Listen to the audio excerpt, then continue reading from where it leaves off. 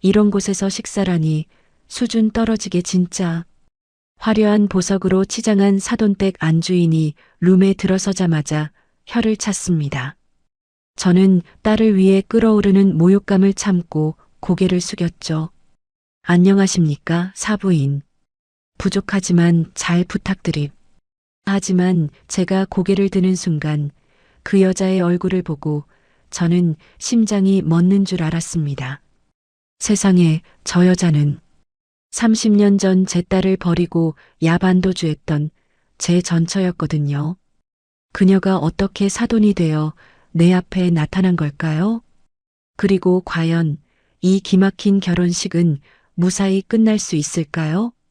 좋아요와 구독을 눌러두시면 삶에 도움이 되는 이야기와 정보를 가장 편하게 받아보실 수 있습니다. 오늘의 사연 시작합니다. 거울 속에 비친 김철수의 얼굴이 낯설게만 느껴집니다. 평생 앞치마를 두르고 주방 열기 속에서 살아온 그에게 빳빳하게 풀이 먹여진 양복은 마치 남의 옷을 훔쳐 입은 것처럼 어색하기 짝이 없었죠. 김철수는 떨리는 손으로 넥타이를 매만지며 깊은 한숨을 내쉬었습니다. 오늘은 세상에서 가장 소중한 딸, 김지은의 상견례 날이니까요. 김지은이 방문을 열고 들어오며 환하게 웃었습니다. 아빠, 아직도 준비 안 끝났어? 현우 씨 도착했대. 김철수가 멋쩍은 듯 뒷머리를 극적이며 대답했습니다. 이놈의 넥타이가 도통 말을 안 듣는구나. 내 손이 곰손이라 그런가 보다. 김지은이 다가와 김철수의 넥타이를 능숙하게 고쳐 매주며 말했습니다. 우리 아빠 오늘 보니까 진짜 미남이네. 주방에만 계시긴 아까워. 김철수는 딸의 얼굴을 가만히 바라보았습니다. 30년 전 핏덩이 같은 딸을 품에 안고 막막함에 눈물 찢던 시절이 주마등처럼 스쳐 지나갔습니다. 엄마 없이 자라 혹여 기죽지는 않을까 노심초사하며 키웠는데 어느새 이렇게 번듯한 변호사가 되어 좋은 짝을 만났다는 사실이 꿈만 같았습니다. 그때 김철수의 눈앞이 순간 핑 돌며 거울 속의 딸 모습이 두 개로 갈라져 보였습니다. 김철수가 휘청거리며 화장대를 짚었습니다. 김지은이 깜짝 놀라 김철수의 팔을 잡으며 물었습니다. 아빠, 왜 그래? 어디 안 좋아? 김철수가 눈을 질끈 감았다 뜨며 짐짓 아무렇지 않은 척 손을 내저었습니다. 아니야. 아침부터 너무 긴장했나 보다. 빈속이라 현기증이 난 모양이야. 얼른 가자. 사돈 어른들 기다리시겠다. 호텔 로비는 눈이 부실 정도로 화려했습니다. 김철수는 바닥에 대리석이 너무 반짝거려 밟기도 미안할 지경이었죠. 예비 사위 박현우가 깍듯하게 허리를 숙이며 인사했습니다. 오셨습니까, 아버님? 몸은 좀 괜찮으세요? 지은이한테 말씀드렸습니다.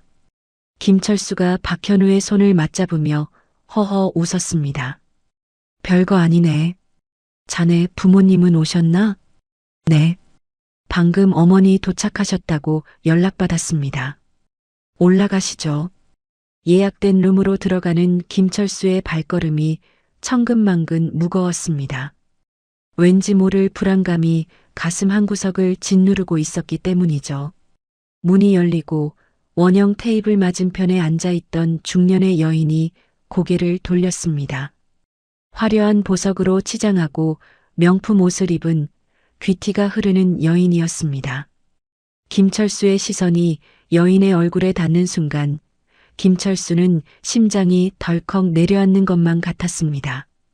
30년이라는 세월이 흘렀지만 절대로 잊을 수 없는 얼굴.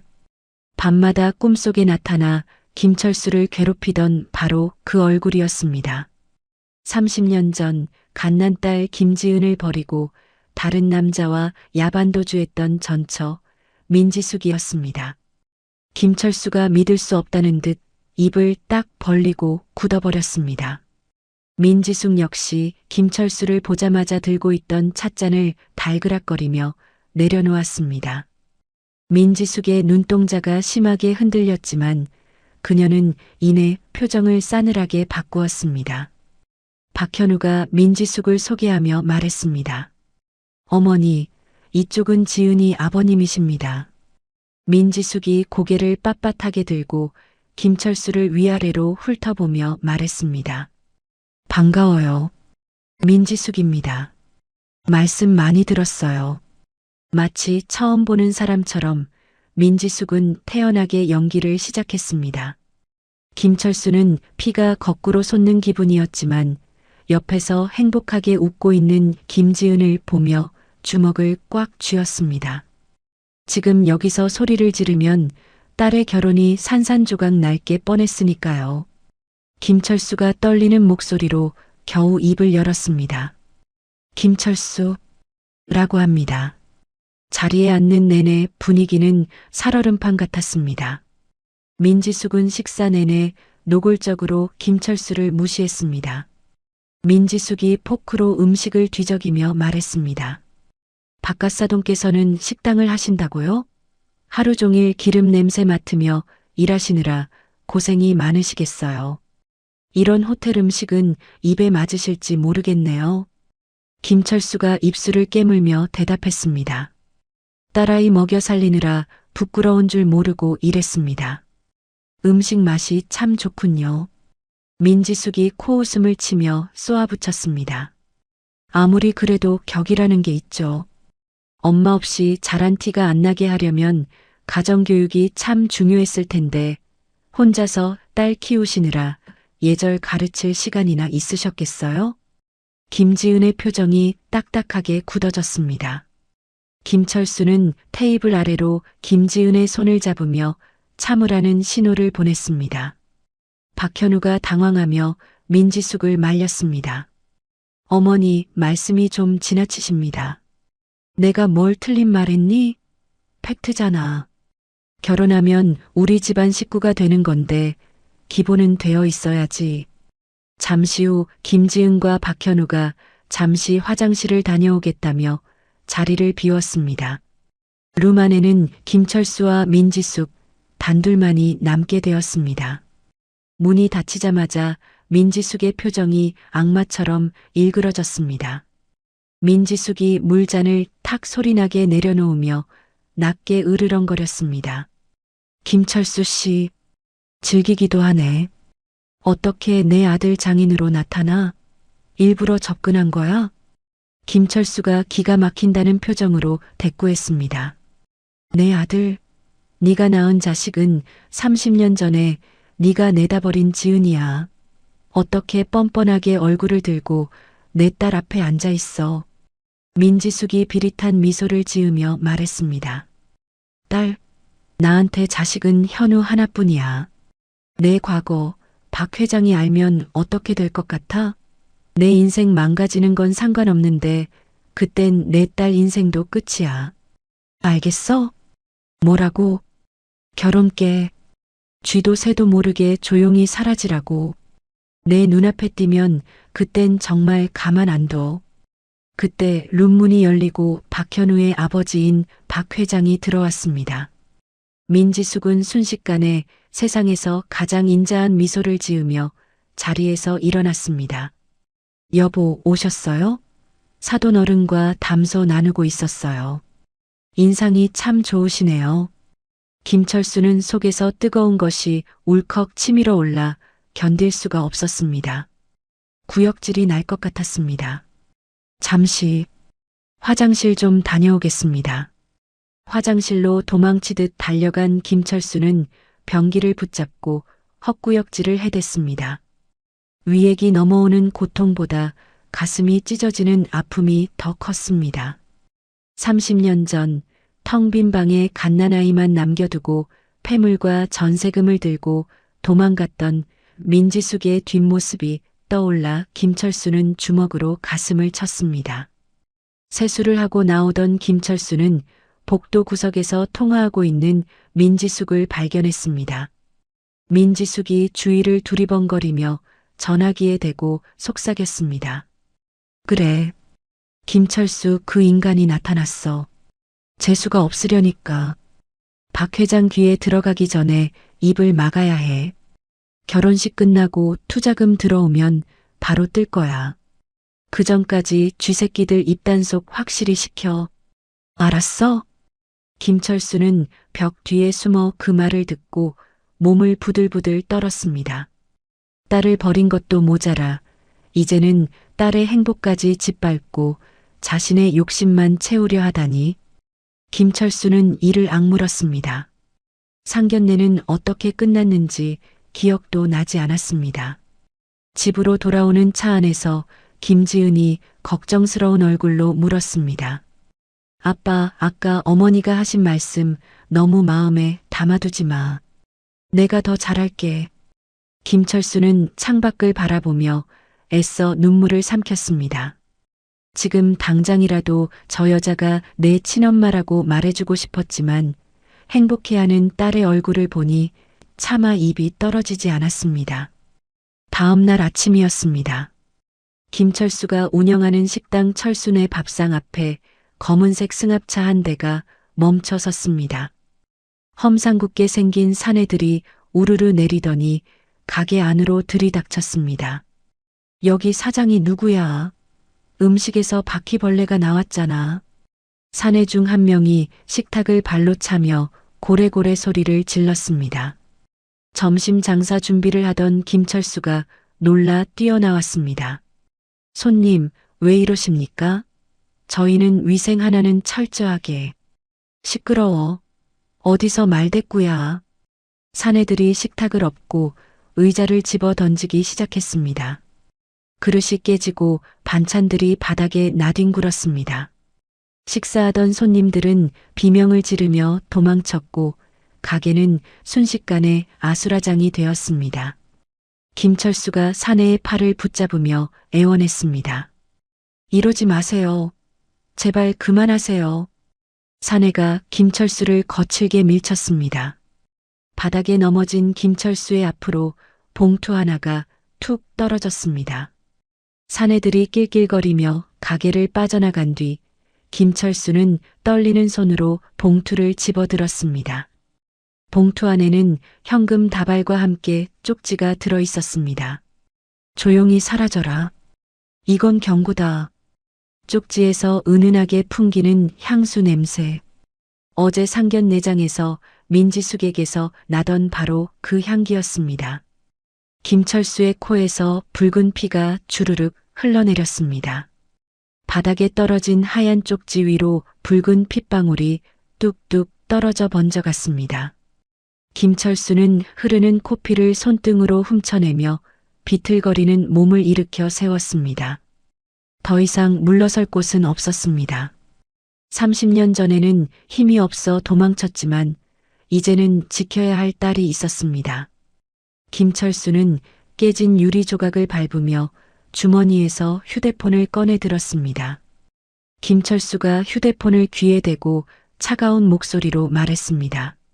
강 형사님, 접니다. 사람 하나만 찾아주셔야겠습니다. 이름은 민지숙. 지금 당장요.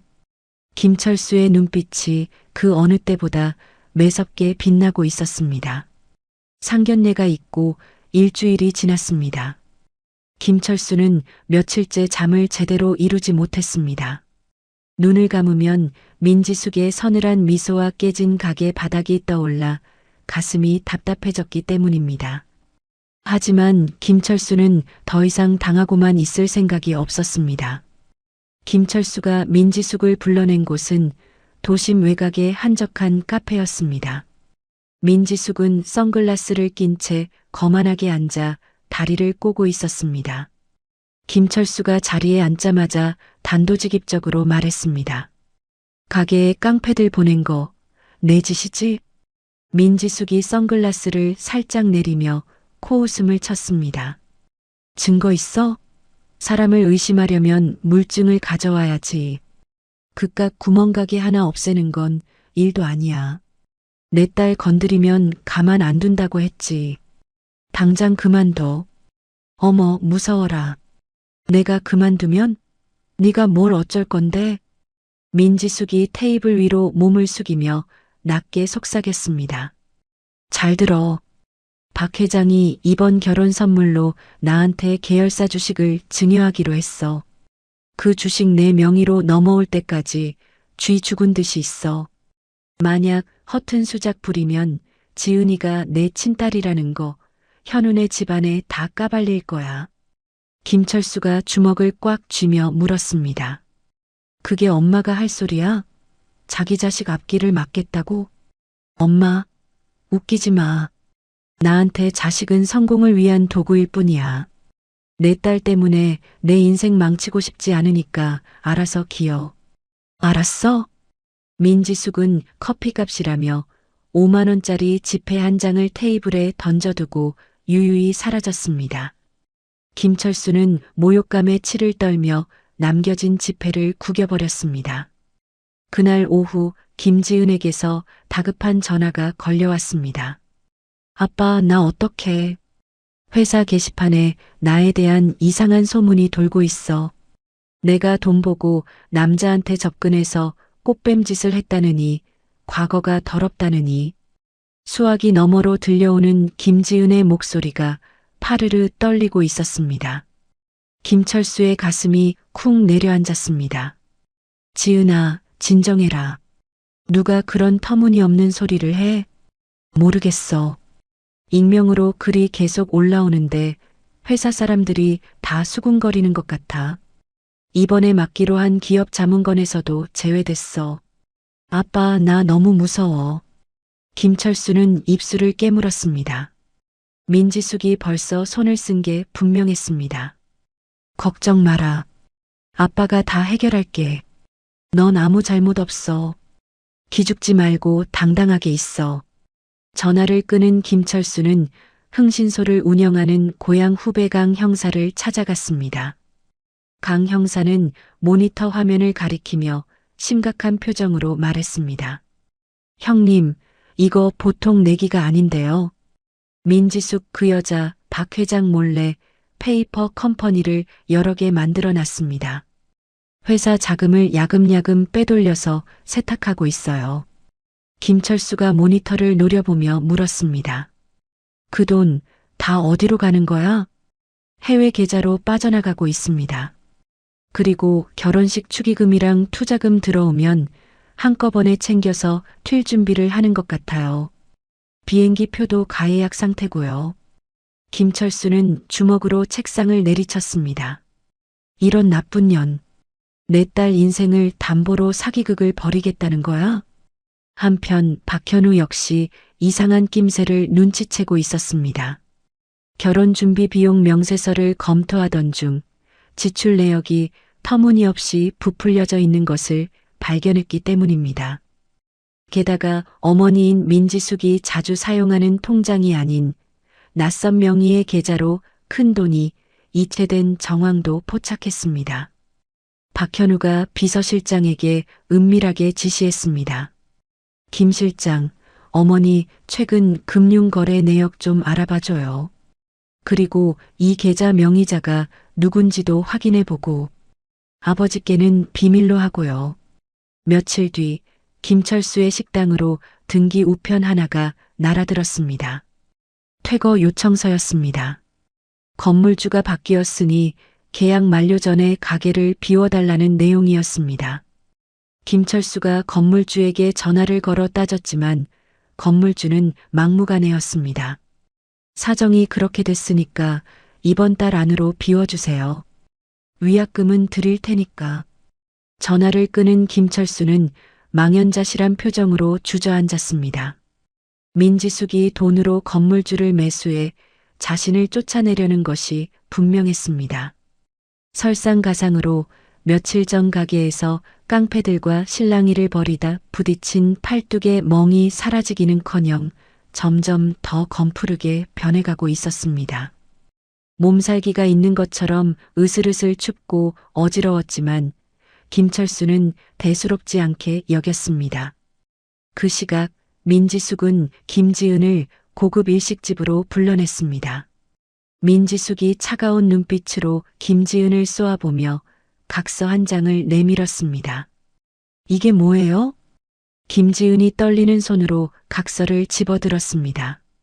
혼인 후 친정과의 금전적 거래를 일절 금하며 이를 어길 시 이혼을 감수하겠다는 내용이었습니다. 민지숙이 코웃음을 치며 말했습니다. 너희 아버지 주제도 모르고 돈 좀 달라고 협박하더라. 네가 중간에서 잘 처신해야지. 이 각서 쓰고 공증 받아와. 안 그러면 결혼 다시 생각해보는 수밖에 없어. 김지은이 각서를 북북 찢어버리며 자리에서 벌떡 일어났습니다. 저희 아빠 그런 분 아니에요. 함부로 말씀하지 마세요. 그리고 어머니가 생각하시는 그런 결혼, 저도 안 해요. 사랑은 조건이 아니니까요.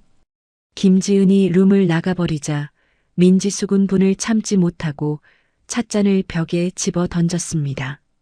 저게 누굴 닮아서 저렇게 뻣뻣해? 건방진 것.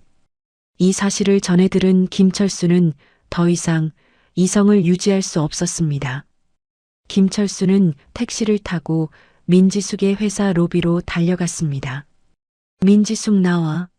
나오란 말이야. 김철수가 안내 데스크에서 고래고래 소리를 지르자 건장한 경호원들이 달려들어 김철수의 양팔을 꺾었습니다. 이거 나. 이거 놓으란 말이야. 김철수가 발버둥을 쳤지만 역부족이었습니다. 경호원들은 김철수를 짐짝처럼 들어 로비 바닥에 내동댕이 쳤습니다. 흑! 바닥에 처박힌 김철수의 입에서 신음이 터져 나왔습니다. 그때 또각또각 구두 소리가 들려왔습니다. 민지숙이 경멸 어린 눈빛으로 김철수를 내려다보고 있었습니다. 민지숙이 허리를 숙여 김철수의 귓가에 속삭였습니다. 주제 파악 좀 하고 살라니까. 네가 발버둥 쳐봤자 계란으로 바위치기야. 내 딸 인생 망치기 싫으면 쥐 죽은 듯이 살아. 알았어? 민지숙은 흙탕물이 튄 구두 굽으로 김철수의 손등을 지그시 밟았습니다. 으악! 김철수가 비명을 질렀지만 민지숙은 비웃음을 흘리며 유유히 사라졌습니다. 김철수는 짓밟힌 손을 부여잡고 치를 떨었습니다. 모멸감과 분노로 온몸이 불타오르는 것 같았습니다. 비틀거리며 일어선 김철수의 눈에 도끼가 서렸습니다. 그래, 갈 때까지 가보자. 내가 죽는 한이 있어도 너는 내가 지옥으로 끌고 간다. 밤늦게 귀가한 김철수의 꼴은 말이 아니었습니다. 옷은 찢어지고 얼굴과 손에는 상처투성이었습니다. 김지은이 놀라서 울음을 터뜨렸습니다. 아빠, 도대체 무슨 일이야? 누구랑 싸운 거야? 김철수는 황급히 상처를 감추며 애써 웃어 보였습니다. 아니다. 오다가 빗길에 좀 넘어졌어. 별거 아니야. 넘어진 사람이 이렇게 다쳐? 병원 가자, 아빠. 괜찮다니까. 약 바르고 자면 나아. 너 내일 출근해야지. 얼른 들어가 자라. 김철수는 딸을 등 떠밀어 방으로 보내고는 자신의 방불을 끄지 못한 채 멍하니 앉아 있었습니다. 그때 휴대폰 진동이 울렸습니다. 강 형사였습니다. 형님, 결정적인 제보가 들어왔습니다. 30년 전 민지숙이랑 도망갔던 그 남자, 최 씨 있잖아요. 지금 강원도 쪽 불법 도박장에서 빚에 쫓기고 있답니다. 상태가 아주 안 좋은 모양이에요. 민지숙한테 원한도 깊고요. 김철수의 눈이 번뜩였습니다. 지금 바로 주소 찍어 보내줘. 전화를 끊은 김철수는 창밖을 내다보았습니다. 어둠 속에 주차된 검은색 승합차 한 대가 김철수의 집을 향해 헤드라이트를 비추고 있었습니다. 누군가 자신을 감시하고 있다는 느낌에 등골이 오싹해졌습니다. 하지만 김철수는 물러설 수 없었습니다. 그는 외투를 챙겨 입으며 나지막이 응조렸습니다. 기다려라, 민지숙. 내 가면을 벗겨줄 증인을 내가 찾아올 테니까. 김철수가 현관문을 열고 어둠 속으로 걸어 나갔습니다. 그의 뒷모습은 폭풍우 속으로 뛰어드는 늙은 사자처럼 비장해 보였습니다. 다음 날 밤 김철수는 칠흑 같은 어둠이 내려앉은 뒷골목을 서성이고 있었습니다. 가로등마저 깜빡거리는 음습한 골목길은 김철수의 타들어가는 속내처럼 위태로워 보였습니다. 김철수는 옷깃을 여미며 주위를 살폈습니다. 강 형사가 알려준 접선 장소가 바로 이곳이었습니다. 잠시 후 쓰레기 더미 뒤에서 부스럭거리는 소리가 났습니다. 김철수가 화들짝 놀라며 그쪽을 바라보았습니다. 낡은 점퍼를 걸치고 모자를 푹 눌러 쓴 사내가 모습을 드러냈습니다. 30년 전 민지숙과 함께 야반도주했던 바로 그 남자 최 씨였습니다. 김철수가 떨리는 목소리로 불렀습니다. 최 씨, 당신 맞아? 최 씨가 모자를 살짝 들어 올리자 찌든 삶의 흔적이 역력한 얼굴이 드러났습니다. 그는 이가 빠진 누런 미소를 지으며 다가왔습니다. 오랜만이네, 김철수 씨. 이게 얼마만이야? 30년 만인가? 김철수는 당장이라도 멱살을 잡고 싶었지만 꼭 참으며 물었습니다. 잡소리 집어치우고 본론만 얘기해. 민지숙 약점 가지고 있다며?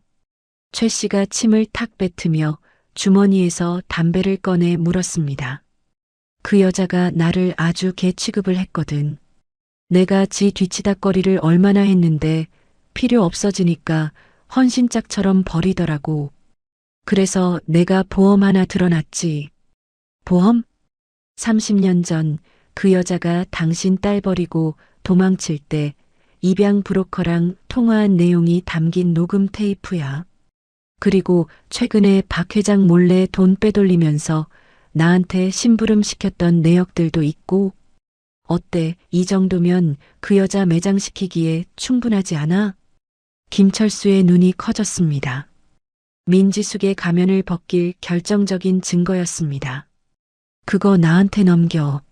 원하는 게 뭐야? 최 씨가 손가락으로 돈 세는 신용을 하며 킬킬거렸습니다. 알잖아. 내 사정이 좀 급해. 도박 빚만 좀 해결해주면 넘기지. 현금으로 5천 준비할 수 있겠어?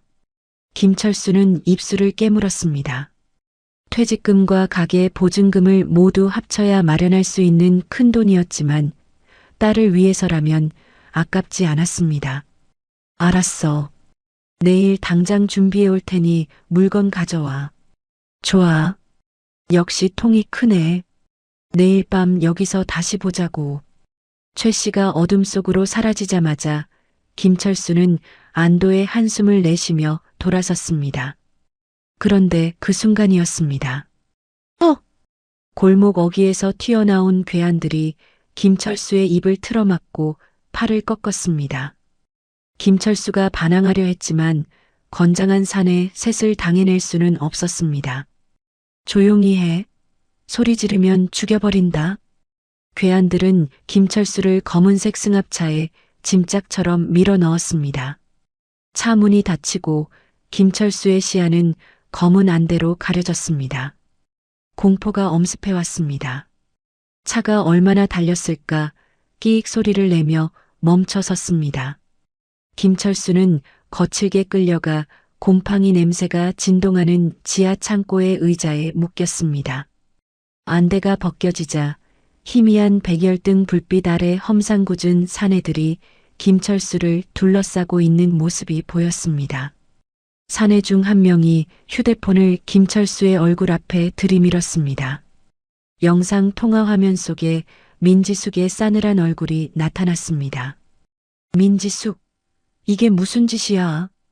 김철수가 밧줄에 묶인 몸을 비틀며 소리쳤습니다. 화면 속 민지숙은 와인잔을 흔들며 여유로운 표정을 짓고 있었습니다. 김철수 씨, 내가 말했잖아.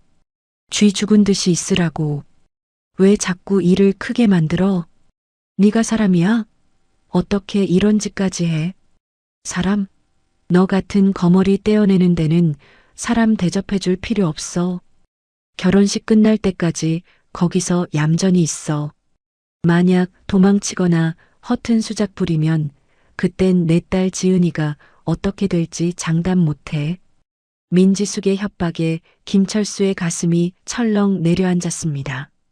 지은이는 건드리지 마. 제발 딸만은 내버려둬. 그러니까 얌전히 있으라고. 시기 무사히 끝나고 내가 이 나라 뜨면 그때 풀어줄 테니까. 민지숙은 비웃음을 남기고 전화를 끊어버렸습니다.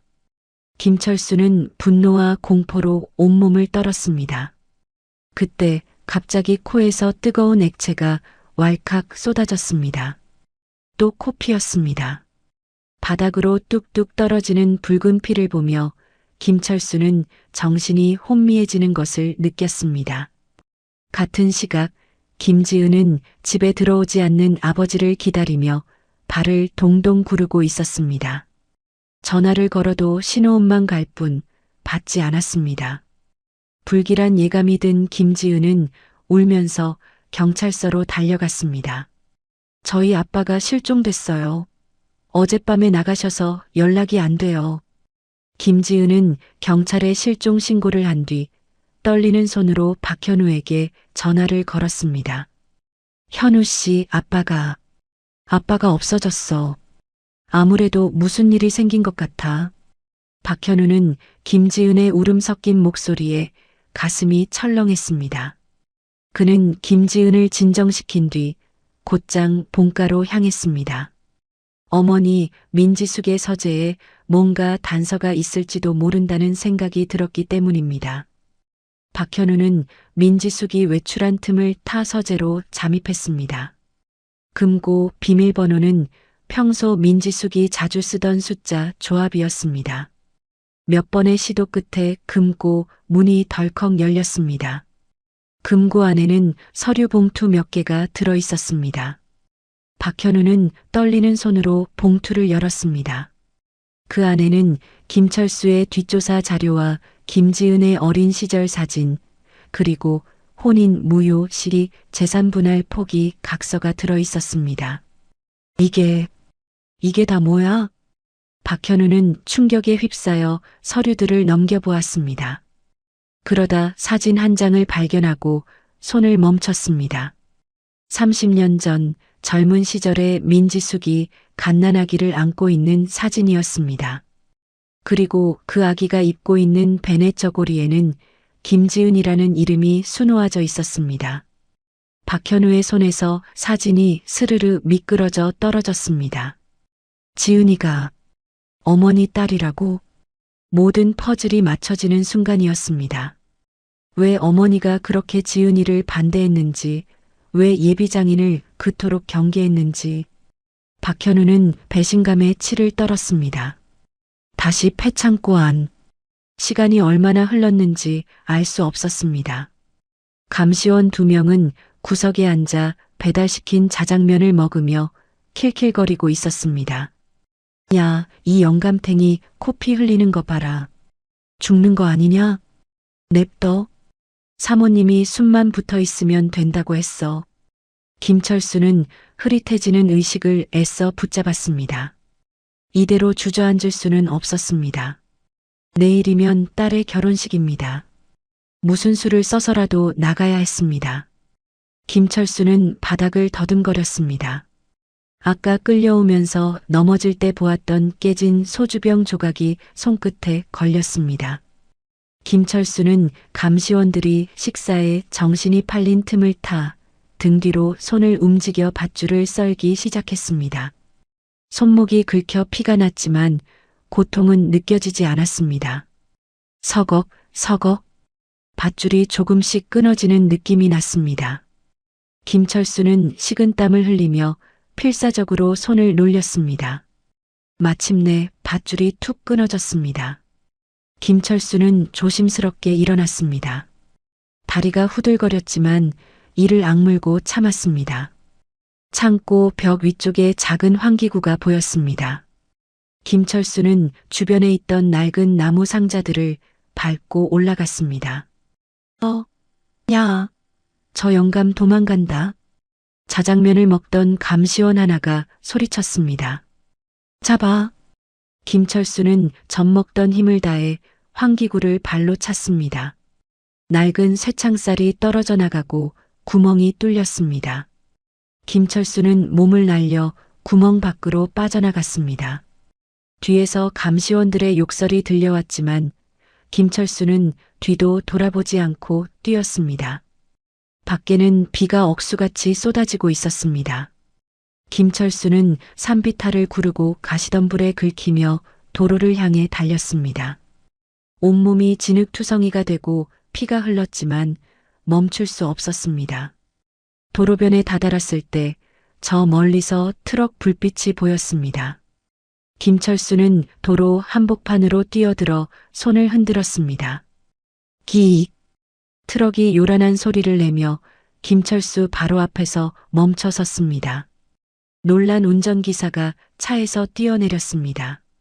아저씨, 미쳤어요? 죽고 싶어서 환장했소?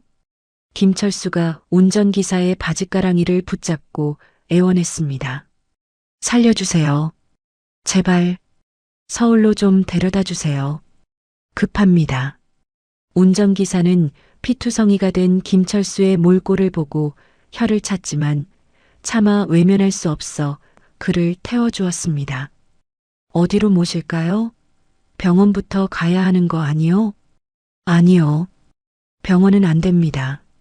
강남에 있는 박현우 건축사무소로 가주세요. 1시간 뒤 김철수는 박현우의 사무소 문을 두드렸습니다. 야근 중이던 박현우가 문을 열자 빗물과 피범벅이 된 김철수가 쓰러지듯 안겼습니다. 아버님, 박현우가 경악하며 김철수를 부축했습니다. 이게 대체 어떻게 된 일입니까? 누가 이런 짓을... 김철수가 박현우의 팔을 꽉 잡으며 가쁜 숨을 몰아쉬었습니다. 현우군, 내 말 잘 듣게. 자네 어머니, 민지숙 그 여자가 내 전처야. 지은이 친엄마라고. 박현우의 눈동자가 흔들렸습니다. 이미 짐작은 하고 있었지만 김철수의 입으로 직접 들으니 충격이 컸습니다. 알고 있었습니다. 방금 어머니 서재에서 사진을 봤습니다. 김철수가 박현우를 바라보며 절박하게 말했습니다. 그 여자가 지은이 인생을 망치려고 해. 결혼식 이용해서 돈 챙겨서 도망칠 생각이야. 막아야 하네. 자네가 도와줘야 해. 박현우가 입술을 굳게 다물며 고개를 끄덕였습니다. 걱정하지 마십시오. 제가 맡겠습니다. 지은 씨랑 아버님, 제가 지킬 겁니다. 그때 김철수의 주머니에 있던 휴대폰이 진동했습니다. 김철수가 떨리는 손으로 휴대폰을 확인했습니다. 최 씨가 보낸 문자 메시지였습니다. 약속은 못 지켰지만 양심상 이건 알려준다. 녹음 파일 담긴 USB, 내각의 비밀 창고 환풍구 안에 붙여놨다. 부디 그 여자 꼭 잡아라. 김철수의 입가에 안도와 결의가 섞인 옅은 미소가 번졌습니다. 증거가 있어. 이제 다 끝났어. 민지숙. 김철수는 다시 코피가 흐르는 것을 느끼며 휘청거렸습니다. 박현우가 다급하게 김철수를 소파에 눕혔습니다. 아버님, 정신 차리세요. 김철수는 흐릿해지는 시야 속에서 박현우의 손을 잡으며 중얼거렸습니다. 내일 결혼식 반드시 가야 해. 내 딸 손잡고 들어가야 해. 창밖에는 여전히 비가 세차게 내리고 있었지만 김철수의 눈빛만은 그 빗줄기를 뚫고 나갈 것처럼 강렬하게 타오르고 있었습니다. 폭풍우가 지나가고 나면 반드시 진실이 밝혀질 것이라는 믿음과 함께 말입니다. 이틀 뒤 세상은 아무 일도 없었다는 듯 평온해 보였습니다. 하지만 김철수와 박현우에게는 폭풍이 몰아치기 직전의 고요함과도 같았습니다.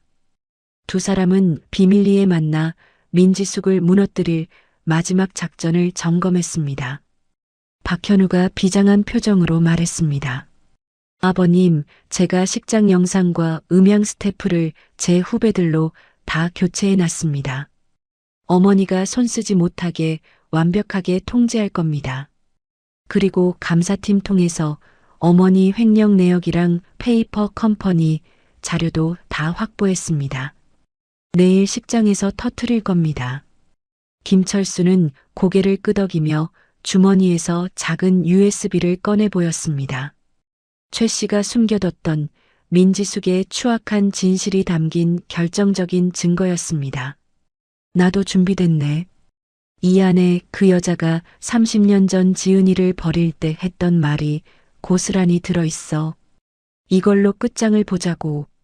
그런데 아버님, 몸은 정말 괜찮으신 겁니까? 안색이 너무 안 좋으세요. 박현우가 걱정스런 눈빛으로 김철수를 살폈습니다. 김철수는 억지로 미소 지으며 대답했습니다. 괜찮아. 그냥 긴장해서 그런 거야. 내 딸 결혼식인데 이 정도쯤이야 거뜬하지. 사실 김철수의 몸 상태는 최악이었습니다. 잇몸에서는 수시로 피가 났고 온몸에 든 멍은 점점 짙어지고 있었습니다. 하지만 지금 쓰러질 수는 없었습니다. 그날 저녁 김지은은 아버지의 옷을 정리하다가 주머니에서 구겨진 종이 한 장을 발견했습니다. 대학병원 혈액내과 진료 예약증이었습니다. 혈액내과? 아빠가 왜 여길? 김지은이 의아한 표정으로 중얼거렸습니다. 그때 김철수가 방으로 들어왔습니다. 김지은은 얼른 예약증을 등 뒤로 감추며 물었습니다. 아빠 어디 아파? 왜 이렇게 안색이 창백해? 김철수는 당황한 기색을 감추며 딸의 어깨를 감싸 안았습니다. 아픈 건 무슨, 늙으면 다 그래. 너 시집 보낸다고 생각하니까 서운해서 잠을 좀 못 잤을 뿐이야. 김지은은 아버지의 품에 안겨 눈물을 글썽였습니다. 아빠, 나 결혼 미룰까? 아빠 몸도 안 좋은데. 무슨 소리야? 날 잡았으면 가야지. 아빠는 네가 세상에서 제일 예쁜 신부가 되는 게 소원이야. 알았지? 김철수는 딸의 등을 토닥이며 속으로 피눈물을 삼켰습니다. 지은아, 미안하다. 아빠가 아픈 거 숨겨서. 하지만 내일만은 네가 세상에서 가장 행복해야 해. 한편 민지숙은 자신의 계획이 순조롭게 진행되고 있다고 믿고 있었습니다. 박현우가 어머니 뜻대로 식순을 간소화하겠다며 굽히고 들어왔기 때문입니다. 민지숙은 거실 소파에 앉아 비행기 티켓을 확인하며 혼잣말을 중얼거렸습니다. 그래, 진작 그럴 것이지. 내일 시 끝나고 투자금 입금되면 바로 공항으로 뜨면 돼. 지긋지긋한 한국도 멍청한 박 회장도 이제 안녕이야. 그녀는 와인잔을 들어 올리며 승리의 미소를 지었습니다. 하지만 그녀는 몰랐습니다. 자신이 서 있는 곳이 무너져 내리기 직전의 벼랑 끝이라는 것을요. 결혼식 전날 밤 김철수는 화장실 세면대를 붙잡고 한참을 서 있었습니다. 코피가 멈추지 않아 휴지로 틀어막고 얼음찜질을 해야 했습니다. 거울 속에 비친 얼굴은 핏기가 하나도 없이 창백했습니다. 조금만 더 버티자. 내일까지만. 김철수는 떨리는 손으로 파운데이션을 얼굴에 발랐습니다. 병색을 감추기 위해서였습니다. 다음 날 아침 김철수는 말끔한 턱시도를 차려입고 거울 앞에 섰습니다. 30년 전 가난 때문에 제대로 된 결혼식 한번 못 올려주고 아내를 보냈던 기억이 떠올랐습니다. 하지만 오늘은 다릅니다. 당당한 혼주로서 딸의 손을 잡고 걸어갈 것입니다. 호텔 예식장은 하객들로 인산인해를 이루었습니다. 화려한 샹들리에와 꽃장식이 눈부시게 빛났습니다. 민지숙은 박 회장 옆에 서서 우아한 한복 자태를 뽐내며 하객들에게 인사를 건넸습니다. 어머, 와주셔서 감사합니다. 네, 우리 며느리가 참 참해요. 가식적인 미소와 교양 있는 말투. 누구도 그녀의 속을 의심하지 않았습니다. 신부 대기실에 들어선 민지숙은 김지은을 보자마자 표정을 싹 바꿨습니다. 예, 너 오늘 실수하지 마라. 그리고 시 끝나면 조용히 지내. 내 아버지랑 엮여서 시끄러운 꼴 보이면 가만 안 둔다. 김지은은 거울을 통해 민지숙을 똑바로 바라보며 대답했습니다. 어머니도 오늘 실수하지 마세요. 하객들이 많이 보고 계시니까요. 뭐, 너 지금 나 가르치니? 민지숙이 눈을 부릅떴지만 그때 하객들이 들어오자 다시 인자한 시어머니의 가면을 썼습니다. 식장 입구에서 김철수와 민지숙이 마주쳤습니다. 민지숙은 김철수를 보며 비웃음을 흘렸습니다. 용케 살아서 왔네. 꼴이 제법 사람 같아? 김철수는 예전처럼 화를 내거나 당황하지 않았습니다. 대신 민지숙의 눈을 정면으로 응시하며 나직하게 말했습니다. 오늘이 당신 인생에서 가장 화려한 날이 될 거야. 그리고 가장 비참한 날이 되겠지. 뭐라고? 헛소리 그만하고 자리나 지켜. 민지숙은 콧방귀를 뀌며 돌아섰습니다. 하지만 김철수의 묵직한 경고가 왠지 모르게 등골을 서늘하게 만들었습니다. 잠시 후 웅장한 음악과 함께 예식이 시작되었습니다. 신랑 입장.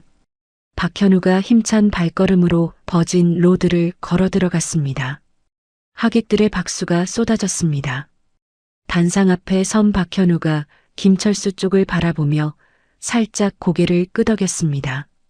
준비가 되었다는 신호였습니다. 신부 입장. 사회자의 외침과 함께 문이 열리고 김철수와 김지은이 모습을 드러냈습니다. 순백의 웨딩드레스를 입은 김지은은 눈이 부시게 아름다웠습니다. 김철수는 떨리는 딸의 손을 꼭 잡았습니다. 가자, 우리 딸. 두 사람은 한 걸음 한 걸음 버진 로드를 걸어 나갔습니다. 김철수의 시선은 혼주석에 앉아 있는 민지숙에게 고정되어 있었습니다. 민지숙, 잘 봐라. 네가 버린 딸이 얼마나 훌륭하게 자랐는지, 그리고 네가 지은 죄가 얼마나 무거웠는지 이제 똑똑히 보여주마. 김철수의 눈빛은 그 어느 때보다 강렬하게 불타오르고 있었습니다. 마치 폭풍우가 몰아치기 직전 검게 일렁이는 파도처럼 말입니다. 화려한 조명이 버진 로드를 비추고 하객들의 박수갈채가 쏟아지는 가운데 김철수는 딸의 손을 사위 박현우에게 넘겨주었습니다. 김철수의 거친 손에서 김지은의 고운 손이 박현우의 듬직한 손으로 옮겨가는 순간이었죠. 김철수가 박현우의 손을 꽉 잡으며 목이 메인 소리로 말했습니다. 우리 지은이 눈에 눈물 날 일 없게 해주게. 부탁하네. 박현우가 결연한 표정으로 고개를 숙이며 대답했습니다. 걱정 마십시오, 아버님. 제 목숨보다 귀하게 아끼겠습니다. 김철수는 혼주석으로 돌아와 앉았습니다. 맞은편에는 민지숙이 한껏 우아한 척 부채질을 하며 앉아 있었죠. 그녀는 김철수와 눈이 마주치자 입꼬리를 비틀며 비웃음을 날렸습니다. 마치 네가 아무리 발버둥 쳐봤자 승자는 나야라고 말하는 듯 했습니다. 민지숙은 수시로 시계를 쳐다보며 초조한 기색을 감추지 못했습니다. 식이 끝나고 입금될 돈만 생각하고 있는 게 분명했습니다. 주례사가 끝나고 사회자가 마이크를 잡았습니다. 자, 다음은 양가 부모님께 인사를 드리기 전에 신랑 측에서 준비한 아주 특별한 순서가 있습니다. 신랑이 신부와 장인어른을 위해 몰래 준비한 감사 영상이라고 하는데요. 다 같이 스크린을 봐주시기 바랍니다. 민지숙의 눈썹이 꿈틀거렸습니다. 감사 영상? 식순에 그런 건 없었잖아. 민지숙이 옆에 앉은 박 회장에게 속삭였지만 박 회장도 모르는 눈치였습니다. 식장 내부의 조명이 모두 꺼지고 정면에 설치된 대형 스크린에 불이 들어왔습니다. 웅장하던 배경음악이 뚝 끊기고 치지직거리는 잡음이 스피커를 타고 흘러나왔습니다. 하객들이 웅성거리기 시작했습니다. 뭐야? 방송 사고인가? 그때 스크린에 김지은의 어린 시절 사진이 띄워지더니 낯익은 여자의 목소리가 예식장을 가득 채웠습니다. 30년 전의 앳된 목소리였지만 그 독살스러운 말투는 변함이 없었죠. 바로 민지숙의 목소리였습니다. 지긋지긋해. 이깟 핏덩이가 뭐라고 내 인생을 발목 잡니게? 야, 최 씨. 너 브로커 확실히 알아봤어? 애 딸린 거머리는 떼어내고 돈만 챙겨서 뜨면 된다고. 식장은 순식간에 찬물을 끼얹은 듯 조용해졌습니다. 하객들은 믿을 수 없다는 듯 입을 막고 서로의 얼굴을 쳐다보았습니다. 혼주석에 앉아있던 민지숙의 얼굴이 백지장처럼 하얗게 질렸습니다. 이어지는 녹음 내용은 더욱 충격적이었습니다. 박 회장 그 늙은이, 내가 조금만 구슬리면 껌뻑 죽어. 혼인신고만 하면 재산이 다 내 건데 과거 들통나면 끝장이라고. 그 쥐새끼 같은 전 남편이랑 딸년, 쥐도 새도 모르게 처리해. 돈은 얼마든지 줄 테니까. 민지숙이 비명을 지르며 자리에서 벌떡 일어났습니다.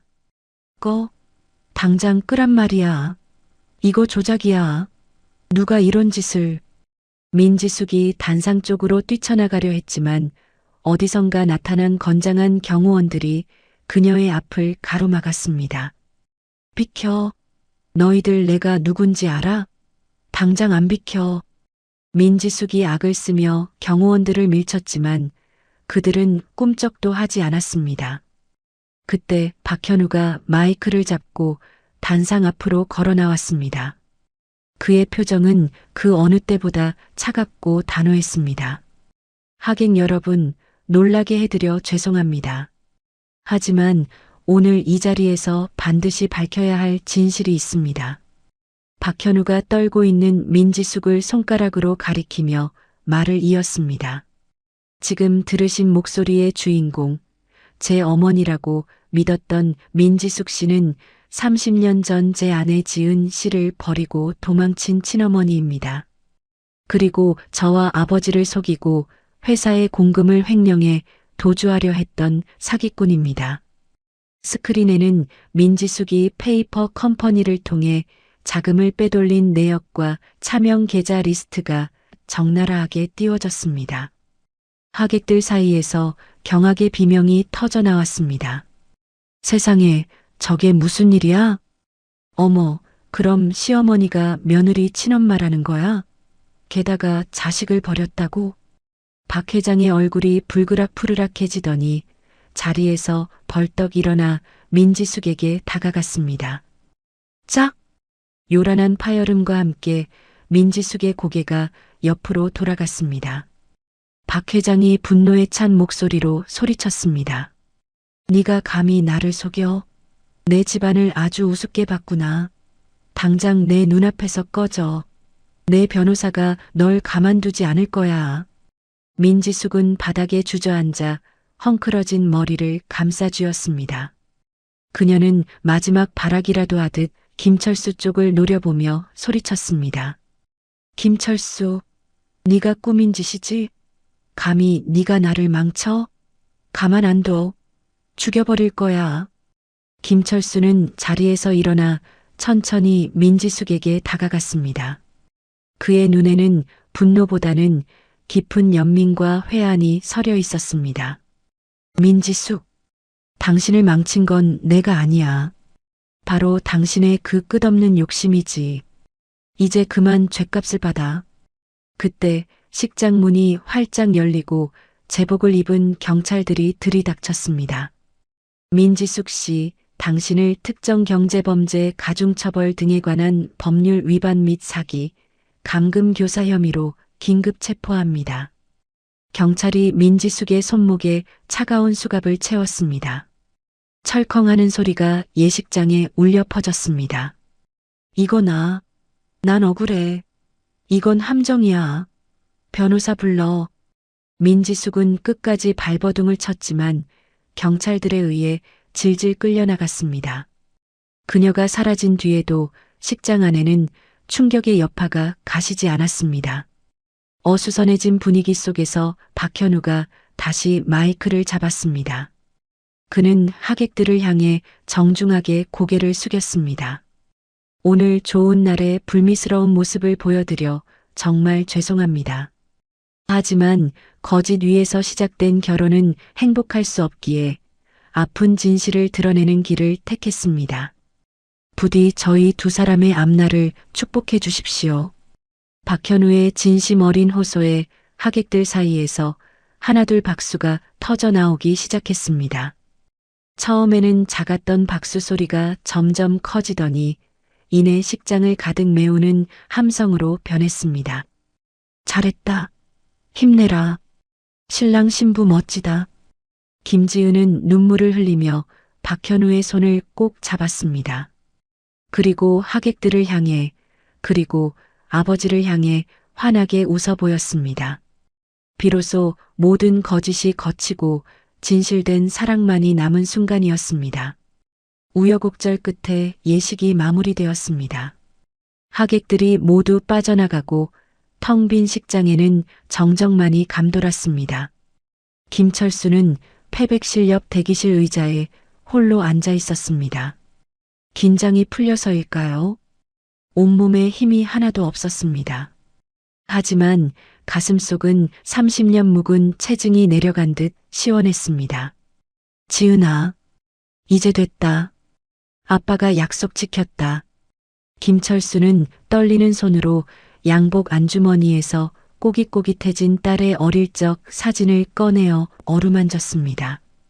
사진 속 갓난아기 지은이가 방긋 웃고 있었습니다. 우리 딸 훌륭하게 잘 컸어. 이제 좋은 남편 만났으니 행복하게 살 거야. 아빠는 그거면 돼. 그 순간 머릿속에서 핑하는 소리가 들리더니 세상이 빙글빙글 돌기 시작했습니다. 극심한 어지러움이 김철수를 덮쳤습니다. 속에서 뜨거운 것이 울컥 치밀어 올랐습니다. 쿨러. 김철수가 입을 막았지만 손가락 사이로 검붉은 피가 왈칵 쏟아져 나왔습니다. 닦아내려 할수록 피는 멈추지 않고 흘러내려 하얀 와이셔츠를 붉게 물들였습니다. 아! 김철수는 바닥으로 스르르 무너져 내렸습니다. 차가운 대리석 바닥의 감촉이 볼에 닿았습니다. 눈앞이 점점 흐려졌습니다. 멀리서 딸의 웃음소리가 들리는 것 같았습니다. 지은아, 아빠가 조금만 더 보고 싶은데. 김철수의 의식이 촛불처럼 가물거렸습니다. 닫혀가는 눈꺼풀 사이로 웨딩홀 직원의 다급한 발소리와 비명소리가 희미하게 들려왔습니다. 여기요. 사람 살려요. 혼주님이 쓰러지셨어요. 하지만 김철수는 더 이상 대답할 힘이 없었습니다. 그의 손에서 낡은 사진 한 장이 힘없이 툭 떨어졌습니다. 가장 화려하고 기쁜 날, 김철수의 세상은 그렇게 암흑 속으로 잠겨들었습니다. 가장 행복해야 할 결혼식장은 순식간에 아수라장이 되었습니다. 하얀 대리석 바닥을 적시는 붉은 피는 마치 비현실적인 그림처럼 보였습니다. 아빠, 아빠 눈 좀 떠봐. 아빠. 김지은이 웨딩드레스 자락을 휘날리며 달려와 김철수를 끌어안았습니다. 김철수의 얼굴은 이미 핏기 하나 없이 창백했고 입가에는 검붉은 피거품이 물려 있었습니다. 박현우가 사색이 되어 소리쳤습니다. 빨리요. 구급차 빨리 좀 불러주세요. 어서요. 구급차 사이렌 소리가 요란하게 울려 퍼지고 김철수는 산소 마스크를 쓴 채 병원으로 이송되었습니다. 김지은은 구급차 안에서 아버지의 차가운 손을 잡고 하염없이 눈물을 흘렸습니다. 아빠 안 돼. 놔두고 가면 안 돼. 이제 효도 좀 하려는데 이러면 어떡해. 응급실에 도착하자마자 의료진이 달라붙어 긴급 처치를 시작했습니다. 김지은과 박현우는 응급실 밖 복도 의자에 주저앉아 초조하게 수술실 불빛만 바라보았습니다. 피 묻은 웨딩드레스가 처연하게 느껴지는 순간이었습니다. 한참 뒤 하얀 가운을 입은 의사가 심각한 표정으로 걸어 나왔습니다. 김지은이 벌떡 일어나 의사에게 매달렸습니다. 선생님, 저희 아빠 괜찮으신 거죠? 그냥 피로해서 쓰러지신 거죠? 의사는 곤란한 듯 한숨을 내쉬며 차트를 넘겼습니다. 보호자분, 마음 단단히 먹으셔야겠습니다. 환자분 상태가 생각보다 훨씬 심각합니다. 급성 골수성 백혈병입니다. 김지은의 다리에 힘이 풀려 휘청거렸습니다. 박현우가 황급히 그녀를 부축했습니다. 네, 백혈병이라뇨? 저희 아버님 평소에 건강하셨는데요. 식당 일도 거뜬히 하시고 만성으로 진행되다가 최근 극심한 스트레스와 과로로 인해 급성으로 악화된 것 같습니다. 온몸에 멍이 들고 코피가 멈추지 않았을 텐데 어떻게 이 지경이 될 때까지 참으셨는지 모르겠군요. 지금 당장 골수 이식을 하지 않으면 며칠을 넘기기 힘든 위중한 상태입니다. 김지은은 가슴을 치며 오열했습니다. 바보같이 나 결혼식 망칠까봐 그 아픈 걸 혼자 다 참으신 거야. 아빠, 미안해. 내가 잘못했어. 박현우 역시 눈시울이 붉어져 고개를 들지 못했습니다. 장인어른이 잇몸에서 피가 나고 멍이 들었던 게 단순한 피로가 아니었음을 이제야 깨달았기 때문입니다. 김철수는 중환자실로 옮겨졌습니다. 각종 기계 장치와 링거줄을 주렁주렁 매단 채 누워있는 김철수의 모습은 너무나 작고 초라해 보였습니다. 다음 날 김지은은 퉁퉁 부은 눈으로 의사를 찾아갔습니다. 선생님, 제 골수라도 이식해 주세요. 제가 딸이니까 맞을 확률이 높잖아요. 당장 검사해 주세요. 네, 가족 간에는 반일치 이식이 가능하니 검사를 진행해 보죠. 사위분도 혹시 모르니 같이 검사합시다. 김지은과 박현우는 곧바로 혈액 검사를 받고 결과를 기다렸습니다. 하루가 1년처럼 길게 느껴지는 시간이었습니다. 검사 결과가 나오는 날 진료실의 공기는 무거웠습니다. 의사가 모니터를 보며 난감한 표정을 지었습니다. 이걸 어쩌죠? 사위부는 유전자가 불일치해서 이식이 불가능합니다. 김지은이 다급하게 물었습니다. 저는요? 저는 반일치라도 가능하죠? 제가 할게요. 의사가 안경을 고쳤으며 조심스럽게 입을 열었습니다. 김지은 씨는 유전자가 반일치해서 이식 자체는 가능합니다만 지금 수술을 할 수가 없습니다. 그게 무슨 말씀이세요? 아빠가 죽어가는데 수술을 못한다니요. 혈액 검사 도중 확인된 사실인데 김지은 씨 현재 임신 5주 차입니다. 순간 정적이 흘렀습니다. 김지은은 자신의 귀를 의심했습니다. 임신이라니 그토록 기다렸던 아이가 찾아온 것입니다. 하지만 지금 이 순간은 축복이 아닌 절망처럼 느껴졌습니다.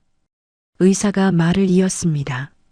임신 초기에는 전신 마취나 조혈모세포 채취 과정이 산모와 태아에게 치명적일 수 있습니다. 유산 위험이 매우 높아요.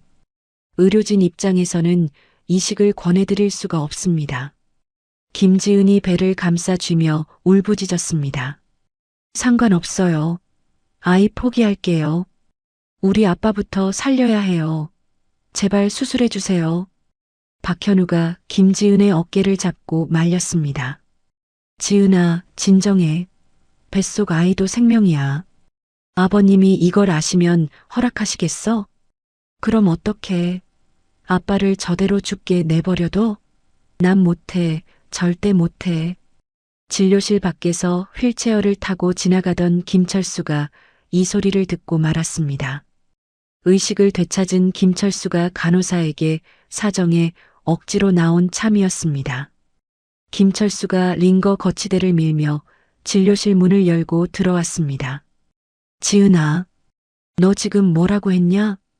김지은과 박현우가 쏘스라치게 놀라 김철수를 바라보았습니다. 아빠, 김철수가 떨리는 목소리로 물었습니다.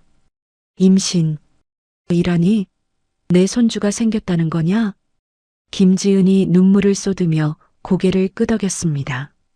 김철수의 눈가가 촉촉해지더니 이내 단호한 표정으로 바뀌었습니다. 안 된다. 절대 안 돼. 내 몸에 손 뗄 생각 꿈도 꾸지 마라. 아빠, 지금 그게 중요해? 아빠가 죽는데 아이가 무슨 소용이야. 김철수가 버럭 소리를 질렀습니다.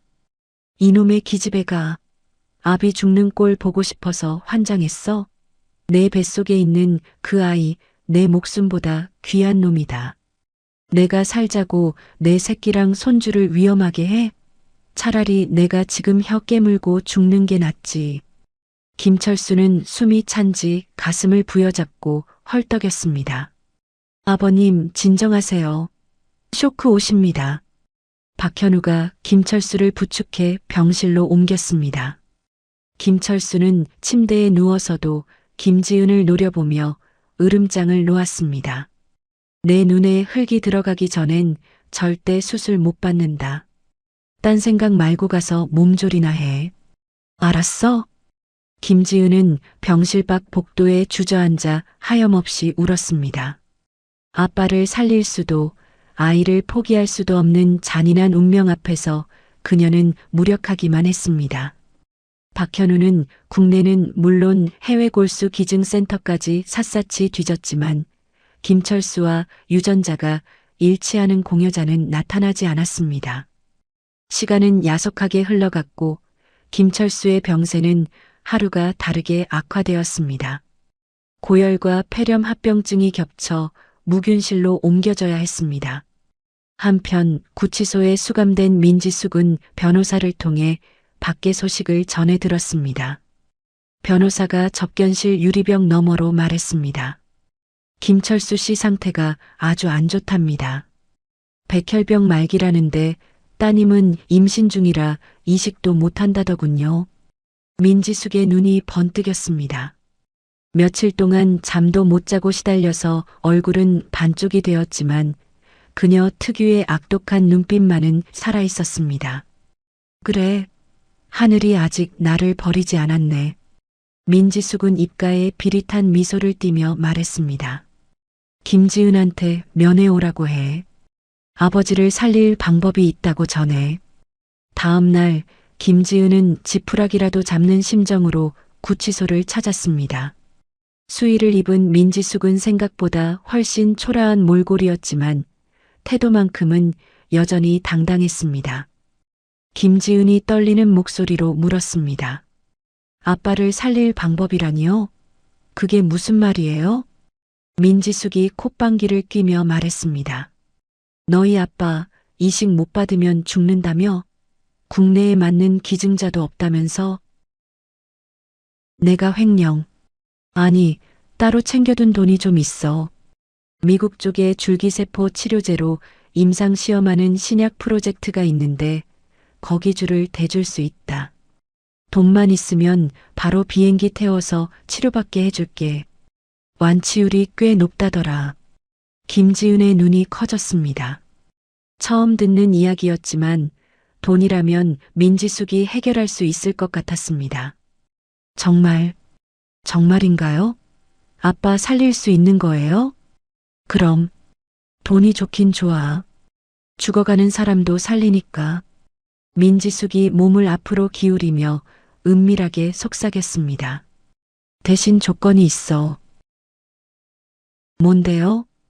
탄원서 써. 피해자인 네가 처벌을 원치 않는다고 합의서 쓰고 재판부에 선처해달라고 탄원서 제출해. 그리고 내가 빼돌린 돈 박 회장이 못 찾아가게 네가 좀 막아줘. 어때, 간단하지? 김지은은 기가 막혀서 말이 나오지 않았습니다. 자신의 아버지가 죽어가는 상황을 이용해 형량을 줄이고 돈을 챙기려는 민지숙의 파렴치함에 치가 떨렸습니다. 당신 정말 악마네요. 어떻게 아빠 목숨을 담보로 거래를 해요? 악마? 착한 척 위선 떨지 마. 너 지금 내 아빠 살리고 싶어서 여기 온 거잖아. 자존심이 밥 먹여주니? 눈 딱 감고 도장만 찍으면 내 아빠 살 수 있어. 선택은 네가 해.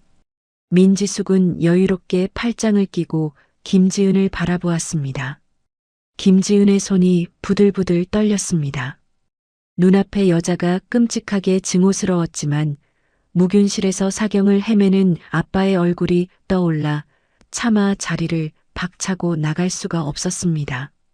아빠를 살릴 수만 있다면 악마와 손을 잡아야 하는 걸까? 김지은은 입술을 깨물어 피가 날 정도로 고민했습니다. 그녀의 침묵을 긍정의 신호로 받아들인 민지숙이 킬킬거리며 웃었습니다. 생각할 시간은 많지 않아. 내 아빠 숨 넘어가기 전에 결정하는 게 좋을 거야. 김지은이 구치소를 나와 터덜터덜 걷는데 박현우에게서 전화가 걸려왔습니다. 지은아, 어디야? 병원에서 연락 왔어. 아버님 혈압이 급격히 떨어지셨대. 빨리 와. 김지은은 전화기를 떨어뜨릴 뻔했습니다. 하늘이 무너지는 것 같았습니다. 그녀는 택시를 잡아타고 병원을 향해 미친 듯이 달렸습니다. 차창 밖으로 스쳐 지나가는 풍경이 온통 잿빛으로 보였습니다. 신이시여, 제발 저희 아빠 좀 살려주세요. 제가 뭐든지 할게요. 제발. 병실에 도착했을 때 김철수는 산소호흡기의 의지에 가쁜 숨을 몰아쉬고 있었습니다. 모니터의 심박수 그래프가 위태롭게 요동쳤습니다. 김지은은 방호복을 입고 무균실 유리창에 매달려 오열했습니다. 아빠, 일어나. 나왔어. 튼튼이도 왔단 말이야. 하지만 김철수는 대답이 없었습니다. 김지은의 머릿속에 민지숙의 제안이 맴돌았습니다. 탄원서 한 장이면 아빠를 살릴 수 있는 약을 구할 수 있다. 자존심 따위가 무슨 상관인가.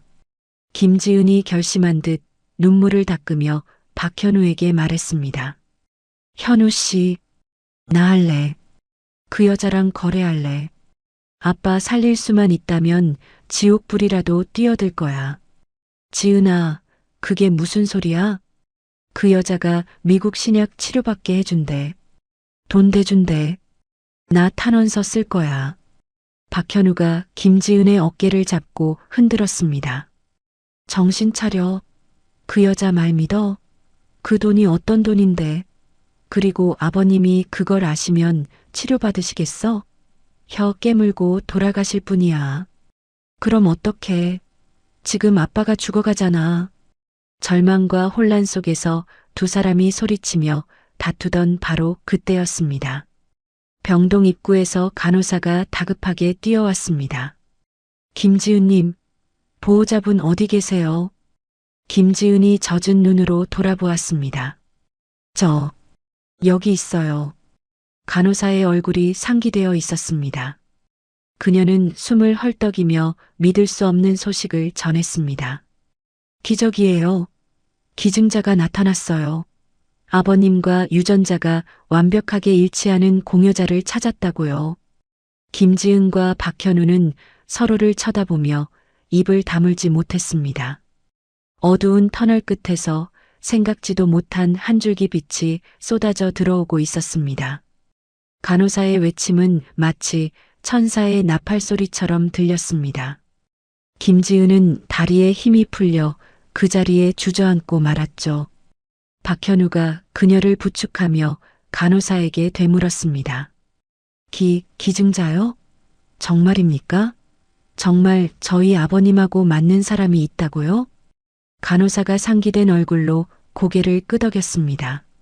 네, 방금 데이터베이스에서 연락이 왔어요. 유전자 정보가 10개 항목 모두 완벽하게 일치한대요. 이런 경우는 가족끼리도 드문데 정말 기적입니다. 김지은은 박현우의 옷자락을 붙잡고 오열했습니다. 현우 씨, 들었어? 아빠 살았어. 우리 아빠 이제 살 수 있어. 박현우도 김지은을 끌어안고 눈물을 훔쳤습니다. 어두운 터널 끝에서 드디어 한 줄기 빛이 쏟아져 들어온 것입니다. 같은 시각 구치소 접견실에는 냉랭한 공기가 감돌았습니다. 민지숙은 초조한 듯 손톱을 물어뜯으며 변호사를 기다리고 있었죠. 드디어 변호사가 들어오자 민지숙이 눈을 번뜩이며 물었습니다. 어떻게 됐어? 김지은 그 계집애 탄원서 썼대? 합의하겠대? 변호사는 난처한 표정으로 서류 가방을 만지작거렸습니다. 그게 상황이 좀 변했습니다. 사모님. 변하다니? 아비가 죽어가는데 지가 안 쓰고 배겨. 김철수 씨에게 딱 맞는 골수 기증자가 나타났답니다. 방금 병원 측에서 수술 일정을 잡았다고 하네요.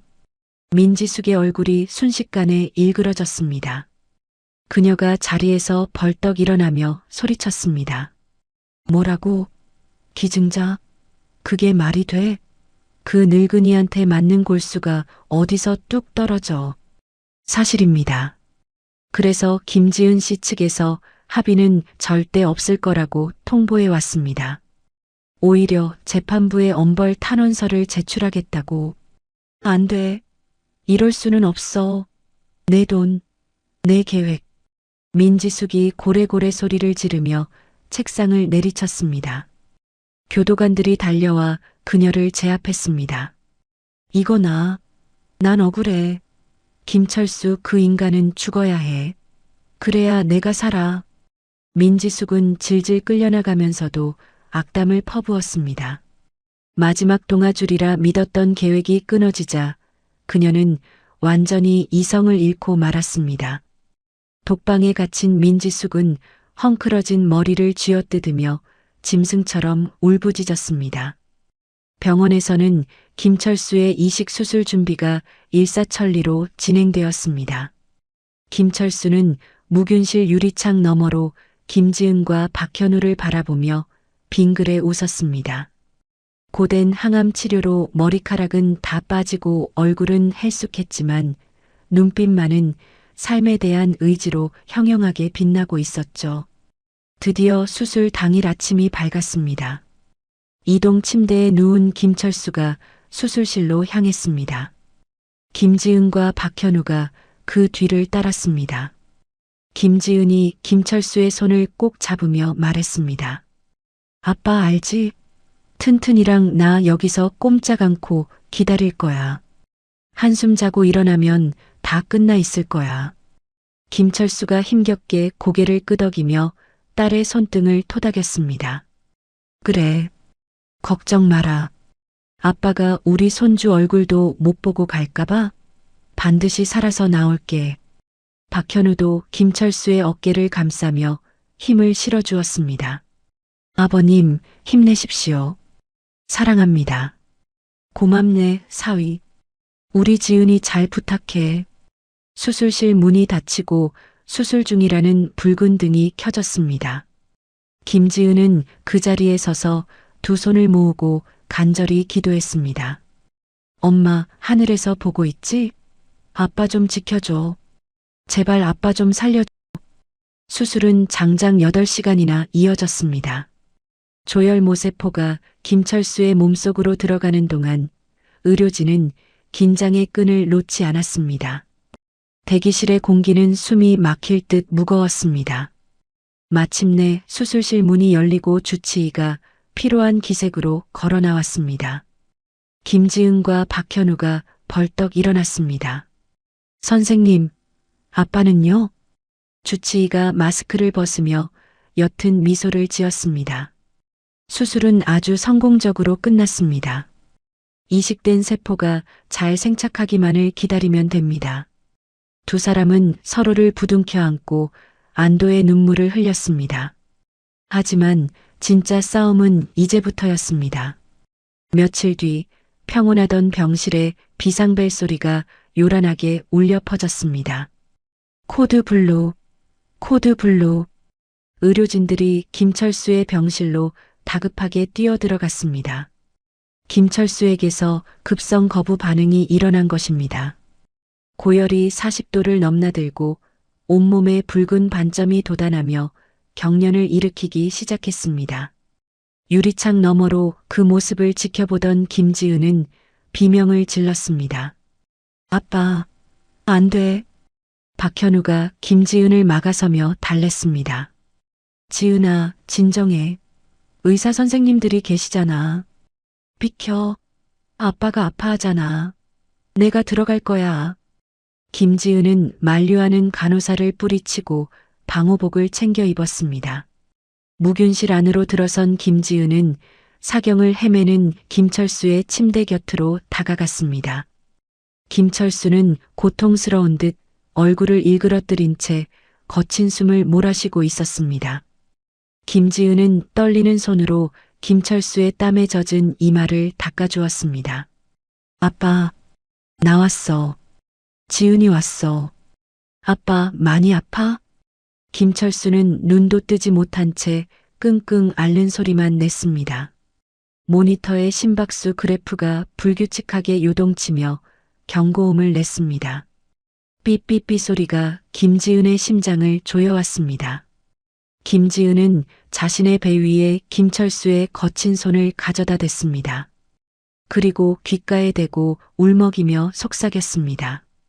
아빠, 여기 좀 만져봐. 튼튼이야. 우리 아기가 할아버지 기다린대. 할아버지가 안아줘야지. 응? 아빠 약속했잖아. 김철수의 손끝이 미세하게 떨렸습니다. 아빠, 나 두고 가면 안 돼. 나 아직 아빠한테 못한 게 너무 많단 말이야. 맛있는 것도 사주고, 좋은 옷도 사주고, 여행도 같이 가야지. 제발, 제발 힘 좀 내봐. 김지은의 눈물이 김철수의 볼 위로 뚝뚝 떨어졌습니다. 딸의 목소리가 닿은 걸까요? 아니면 뱃속 생명의 온기가 전해진 걸까요? 요동치던 심박수 그래프가 조금씩 안정을 찾아가기 시작했습니다. 가쁘던 김철수의 호흡도 차츰 편안해졌습니다. 옆에서 지켜보던 간호사가 놀란 눈으로 모니터를 확인했습니다.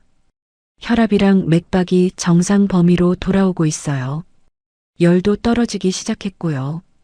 김지은은 그제야 참고 있던 숨을 토해내며 김철수의 가슴에 얼굴을 묻었습니다. 고마워, 아빠. 정말 고마워. 고비를 넘긴 김철수는 놀라운 회복력을 보였습니다. 며칠 뒤 김철수는 일반 병실로 옮길 수 있을 만큼 상태가 호전되었습니다. 기증자가 누구인지 궁금해하던 김철수에게 어느 날 사회복지사 한 분이 찾아왔습니다. 김철수님 축하드립니다. 몸은 좀 어떠세요? 덕분에요. 근데 저한테 골수를 준 청년이 누군지 정말 알 수 없을까요? 꼭 고맙다는 인사를 하고 싶은데. 사회복지사가 빙그레 웃으며 말했습니다. 원래는 비밀인데 기증자분이 꼭 전해달라는 말이 있어서요. 혹시 10년 전 사랑의 밥차 봉사하실 때 기억나세요? 김철수가 가물가물한 기억을 더듬었습니다. 쪽방촌에서 무료 급식 봉사를 할 때 매일 찾아오던 깡마른 고등학생 하나가 있었습니다. 설마 그 녀석? 네, 맞습니다. 그때 사장님이 주신 따뜻한 국밥 한 그릇 덕분에 살 용기를 얻었다고 하네요. 뉴스로 사장님 사연을 보고 은혜를 갚을 기회라며 한 걸음에 달려왔답니다. 김철수의 눈시울이 붉어졌습니다. 30년 전 자신이 무심코 베풀었던 작은 친절이 돌고 돌아 자신의 생명을 구하는 기적으로 돌아온 것입니다. 세상에, 그랬구나. 고맙다, 정말 고맙다. 김철수는 창밖을 바라보며 하염없이 눈물을 흘렸습니다. 세상은 아직 살만하다는 것을, 그리고 착하게 살면 반드시 복이 온다는 것을 뼈저리게 느꼈습니다. 얼마 후 민지숙에 대한 재판이 열렸습니다. 박현우와 박 회장이 증인으로 출석하여 그녀의 죄를 낱낱이 증언했습니다. 법정 TV 중계화면 속에서 판사가 판결문을 낭독했습니다. 피고인 민지숙은 친족을 상대로 파렴치한 사기 행각을 벌이고 피해자를 감금교사하는 등 죄질이 매우 불량하다. 또한 반성의 기미가 전혀 없으므로 징역 15년을 선고한다. 수의를 입은 민지숙이 비명을 지르며 난동을 부렸습니다. 이건 모함이야. 난 잘못 없어. 박 회장, 당신 가만 안 둬. 교도관들에게 질질 끌려가는 민지숙의 모습은 비참하기 짝이 없었습니다. 병실 침대에 앉아 그 모습을 지켜보던 김철수는 덤덤한 표정으로 TV를 껐습니다. 그때 간호사가 편지 한 통을 가져왔습니다. 김철수 환자분, 구치소에서 편지가 왔네요. 발신인은 민지숙이었습니다. 김철수는 봉투를 물끄러미 바라보았습니다. 아마도 선처를 호소하거나 변명을 늘어놓은 내용일 게 뻔했죠. 김철수는 망설임 없이 편지를 구겨 쓰레기통에 던져 넣었습니다. 이제 다 끝났어. 당신과는 영원히 안녕이야. 김철수는 깊은 숨을 들이마셨습니다. 30년 동안 가슴을 짓누르던 무거운 돌덩이가 쑥 내려가는 기분이었습니다. 계절이 바뀌어 병원 화단에 꽃이 피기 시작했습니다. 드디어 김철수의 퇴원 날이 다가왔습니다. 아버님, 준비 다 되셨어요? 박현우가 짐 가방을 들고 활짝 웃으며 들어왔습니다. 김지은은 배가 제법 볼록해진 모습으로 김철수의 팔짱을 꼈습니다. 아빠, 집에 가자. 내가 맛있는 거 많이 해줄게. 김철수는 병원복을 벗고 말끔한 평상복으로 갈아입었습니다. 거울 속에 비친 그의 얼굴에는 병색 대신 건강한 혈색이 돌고 있었죠. 그래, 가자. 내 집이 최고지. 병원 문을 나서는 김철수의 발걸음은 날아갈 듯 가벼웠습니다. 따스한 봄 햇살이 세 사람을 비추고 있었습니다. 김철수는 가족들과 함께 자신이 운영하던 식당 할아버지의 밥상으로 향했습니다. 오랫동안 문을 닫아 먼지가 쌓였을 줄 알았는데 가게 안은 반짝반짝 윤이 나고 있었습니다. 이게 어떻게 된 거냐? 김철수가 눈을 동그랗게 뜨고 묻자 박현우가 머리를 극적이며 말했습니다. 아버님 퇴원하시면 바로 장사하실 수 있게 제가 틈틈이 와서 청소 좀 했습니다. 아이고, 이 사람아. 바쁜 사람이 뭐하러 이런 걸. 사위가 이 정도는 해야죠. 배고프시죠? 얼른 앉으세요. 김지은이 주방에서 김이 모락모락 나는 갓 지은 밥과 된장찌개를 들고 나왔습니다. 보글보글 끓는 찌개 냄새가 가게 안을 가득 채웠습니다. 아빠 많이 먹어. 퇴원 축하해. 세 사람은 식탁에 둘러앉았습니다. 김철수는 따뜻한 밥 한 숟가락을 입에 넣었습니다. 구수한 밥맛이 입안 가득 퍼지자 왈칵 눈물이 솟았습니다. 그것은 단순히 밥이 아니었습니다. 죽음의 문턱에서 돌아온 자신을 반겨주는 가족의 사랑이었고 고통 끝에 얻은 평화의 맛이었습니다. 맛있다. 정말 맛있다. 김철수가 눈물을 훔치며 웃자 김지은과 박현우도 마주보며 웃었습니다. 식당 안은 그 어느 때보다 따뜻한 온기로 가득 찼습니다. 이제 그들에게 닥칠 시련은 더 이상 없어 보였습니다. 진짜 행복이 시작되고 있었습니다. 3년이라는 시간이 훌쩍 흘렀습니다. 계절은 돌고 돌아 다시 따스한 봄이 찾아왔죠. 도심 한복판, 점심시간이면 줄을 서야 맛볼 수 있다는 맛집 할아버지의 밥상 앞은 오늘도 문전성시를 이루고 있었습니다. 가게 문이 활짝 열리고 김철수가 우렁찬 목소리로 손님을 맞이했습니다. 어서 오세요. 몇 분이십니까? 4번 테이블 금방 치워드릴게요. 흰색 조리복에 깔끔한 앞치마를 두른 김철수의 얼굴에는 윤기가 흘렀습니다. 3년 전 죽음의 문턱까지 갔던 사람이라고는 믿기지 않을 만큼 건강하고 활기찬 모습이었죠.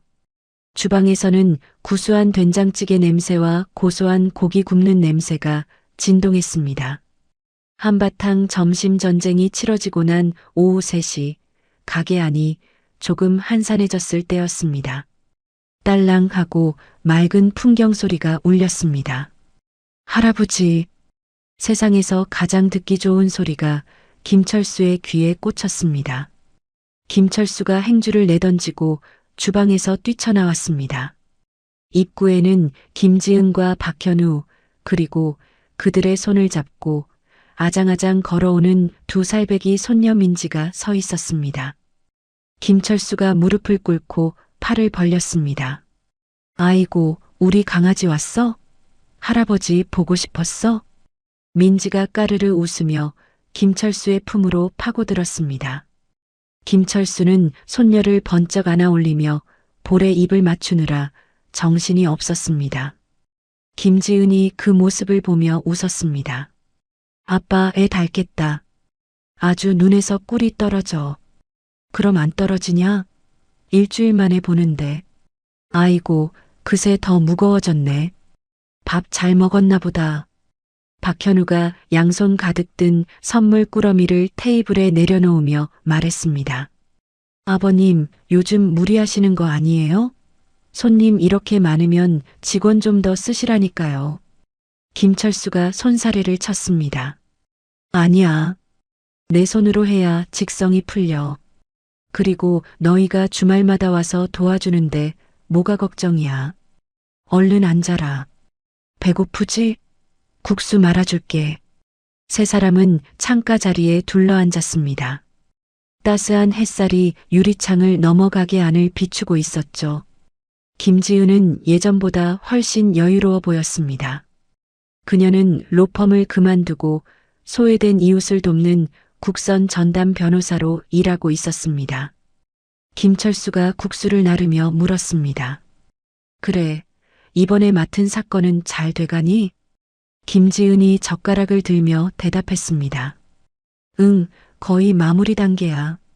억울하게 누명 쓴 미혼부 사건인데 아빠 생각나서 더 열심히 했어. 꼭 무죄 받아낼 거야. 그래, 잘했다. 돈 버는 것도 중요하지만 사람 살리는 게 먼저지. 우리 딸 장하다. 박현우가 민지의 입가에 묻은 국물을 닦아주며 거들었습니다. 지은 씨 요즘 밤새워서 준비하더라고요. 아버님 닮아서 뚝심 하나는 끝내준다니까요.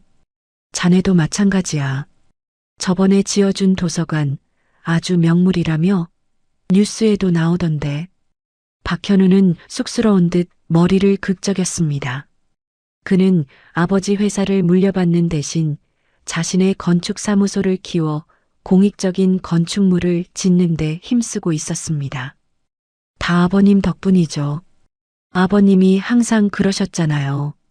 사람이 머물 곳은 따뜻해야 한다고. 그 말씀 생각하면서 설계했습니다. 김철수는 흐뭇한 표정으로 2사람과 손녀를 바라보았습니다. 밥을 먹지 않아도 배가 부르다는 말이 무슨 뜻인지 실감나는 순간이었습니다. 같은 시각 도시 외곽에 있는 여자 교도소의 독방 안은 한낮인데도 어둑어둑했습니다.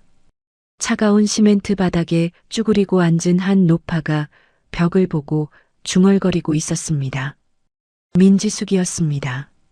화려했던 재벌 사모님의 모습은 온데간데없고 헝클어진 백발에 앙상하게 마른 그녀의 몰골은 처참하기 짝이 없었습니다. 그녀는 허공에 대고 손짓을 하며 낄낄거렸습니다.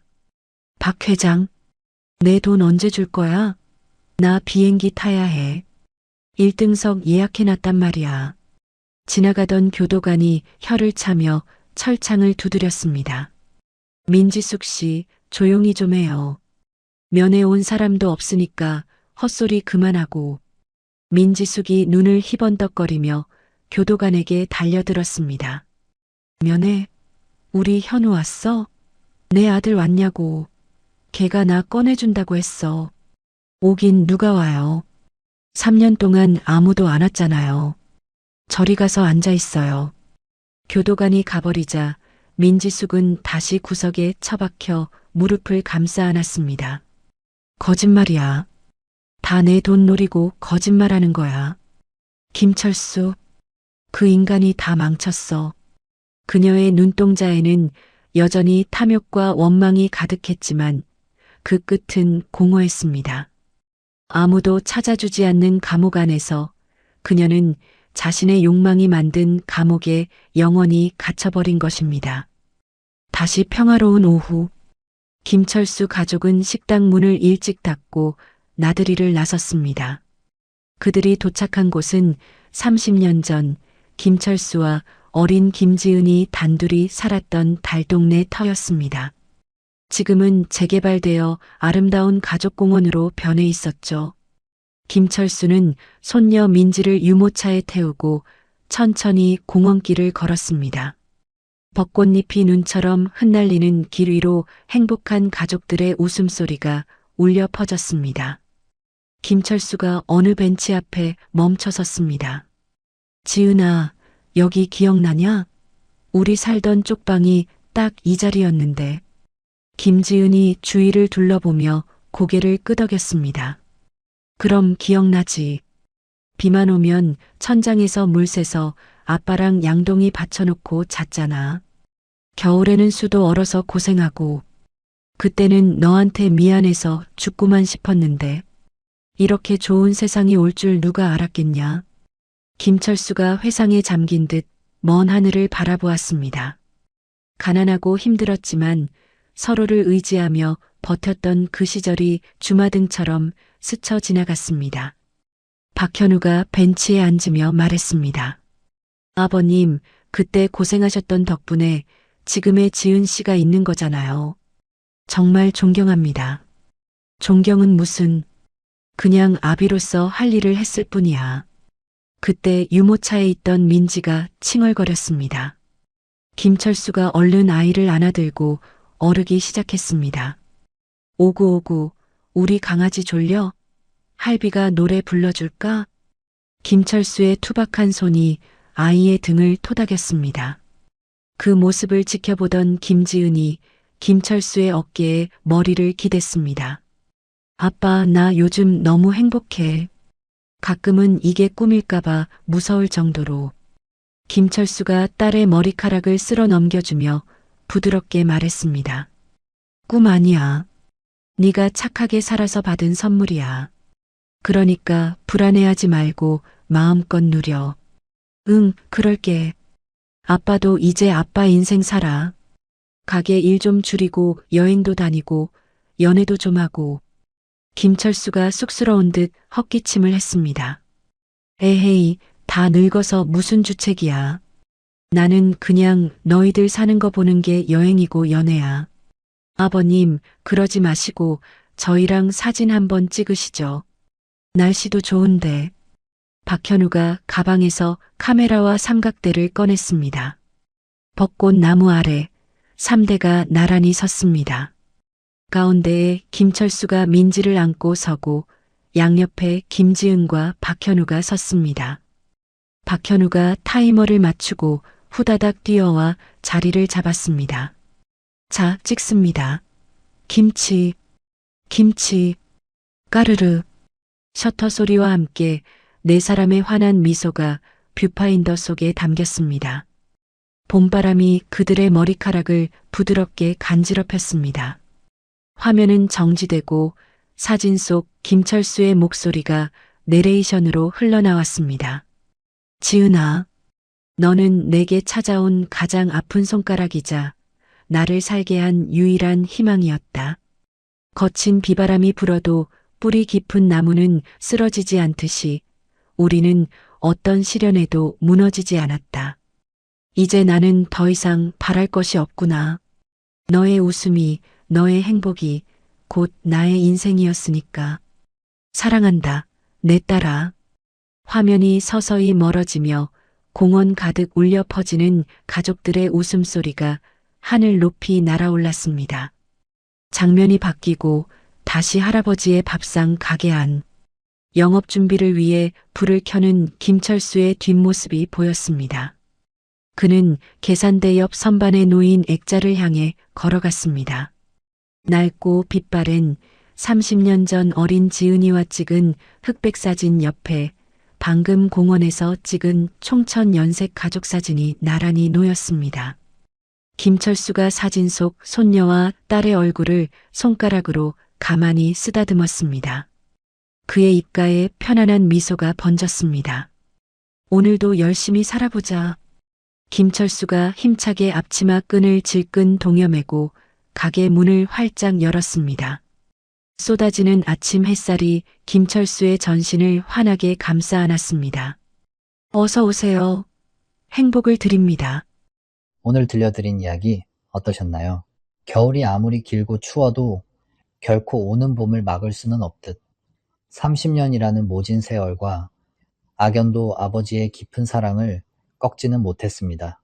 죽음의 문턱까지 갔던 철수 씨가 이제는 손녀의 재롱을 보며 웃을 수 있는 건 그가 포기하지 않고 끝까지 지켜낸 가족이라는 기적 덕분이 아닐까 싶습니다.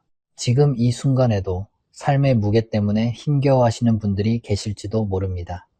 하지만 부디 희망의 끈을 놓지 마세요. 철수 씨에게 찾아온 기적처럼, 그리고 비바람 뒤에 더 단단해진 땅처럼 여러분의 삶에도 반드시 따뜻한 햇살이 비칠 날이 올 테니까요. 오늘 이야기가 여러분의 가슴에 작은 위로와 온기가 되었기를 바랍니다. 악인은 벌을 받고 착한 사람은 복을 받는다는 그 당연한 진리가 여러분의 일상에서도 늘 함께하기를 응원하겠습니다. 이야기를 끝까지 들어주신 분이 계시다면 잘 들었다고 댓글 하나만 남겨주세요. 감사합니다.